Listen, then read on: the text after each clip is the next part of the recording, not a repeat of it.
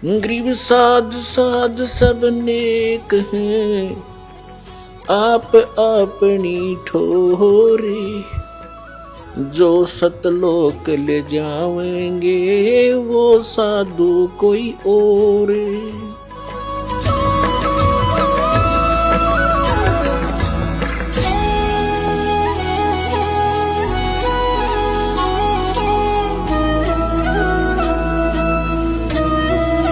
अपने आत्माओं,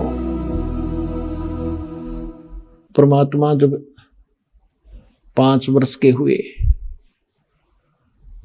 और रामानंद जी के साथ उनकी गोष्ठी हुई, जैसा कि आज दिन में दास बता रहा था। परमेश्वर कबीर साहब ने गुरु धारण किया, इसलिए गुरु बनाया रामानंद जी को कि वो बहुत बड़े पहुंचे हुए ब्राह्मण माने जाते थे, विद्वान, वेदों, गीता और पुराणों के मर्मज्ञ गाता माने जाते थे। और उनको कख का पता नहीं था वेद और गीता के बारे में, संस्कृत गोट रखी थी, लेकिन नेक चलन के आदमी थे। निष्काम भाव से यानी वो ज्ञान प्रचार कर और करवा रहे थे। तो परमात्मा ने मर्यादा बनाए रखने के लिए कि गुरु बिन माला फेरते, उनका वचन है, गुरु बिन माला फेरते, गुरु बिन देते दान, गुरु बिन दोनों निष्फल हैं, चाहे पूछो वेद पुराण। अब परमात्मा यदि उस समय गुरु धारण नहीं करते स्वामी रामानंद जी को, तो अब जैसे राधा स्वामी पंथ के प्रवर्तक, जहां से ये पंथ चला है राधा स्वामी, फिर उससे निकला सच्चा सौदा सरसार, ये सारे, उनका जो मुखिया था उसका कोई गुरु नहीं था। तो आज आम व्यक्ति ये कह देता कि कबीर साहब ने कौन सा गुरु बनाया था, क्या जरूरत है गुरु की। और शिवदयाल जी के बारे में आपको दिखाई दिया कि वो तो भूत बने, प्रेत बने, तो खाक मुक्ति हुई उसकी। जब एक हेड ऑफ द डिपार्टमेंट यानी पंथ का प्रवर्तक भूत बन गया, तो अन्य क्या बनेंगे उस साधना से। इसमें बार बार कहने की आवश्यकता नहीं, बुद्धिमान को संकेत काफी है। अब परमात्मा ने इसलिए गुरु धारण किया कि आने वाले समय में कहीं काल के दूतों का दाव ना लग जाए कि कबीर साहब ने कौन सा गुरु बनाया था। और दूसरा ये था कि रामानंद जी एक ब्राह्मण जाति में थे और इतना अभिमान हो गया था उनको अपने ज्ञान का कि वो किसी की बात सुनने को तैयार नहीं थे। और मालिक को पता था कि जिस जीव का नाश होगा, और ये पिछले जन्मों में मेरी सेवा कर रखी है इसने, सतयुग के अंदर ये विद्याधर ब्राह्मण था और त्रेता के अंदर ये वेद विज ब्राह्मण था, इसने मेरी सेवा कर रखी है, इसको निकालना अनिवार्य है। जिस कारण से परमात्मा ने एक लीला की। जब वो 5 वर्ष के हो गए, एक 2.5 वर्ष के बालक का रूप धारण किया और स्वामी रामानंद जी प्रतिदिन स्नान करने के लिए जाया करते थे पंचगंगा घाट, जहां पर ये ब्राह्मण लोग विशेषकर स्नान कराया करते थे।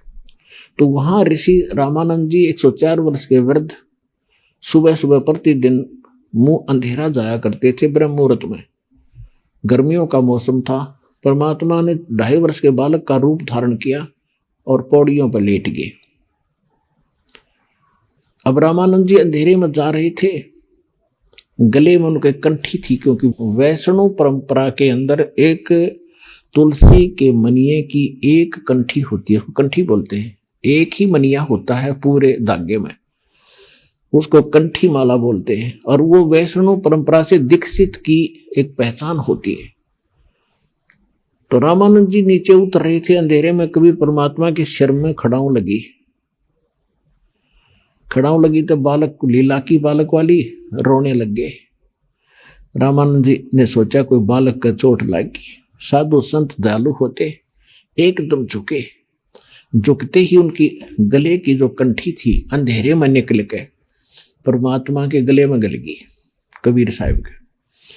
और सिर पे हाथ रख के कहा, बेटा रो मत, राम राम बोल बेटा, राम राम बोल। परमात्मा चुप हो गए और स्वामी जी अपना स्नान करने लग गए और कहा, बेटा तू बैठ जा, किसी का बालक रास्ता भूल के आ गया, तुझे सुबह तुम्हारे घर भिजवा दूंगा, यहां बैठ जा। वो स्नान करने लगे, परमात्मा अंतर ध्यान हुए, अपनी कुटिया में आ गई। स्वामी जी ने देखा बच्चा कहाँ गया, उसने सोचा चला गया होगा, अब कहाँ खोजूं उसको। बात आई गई हुई।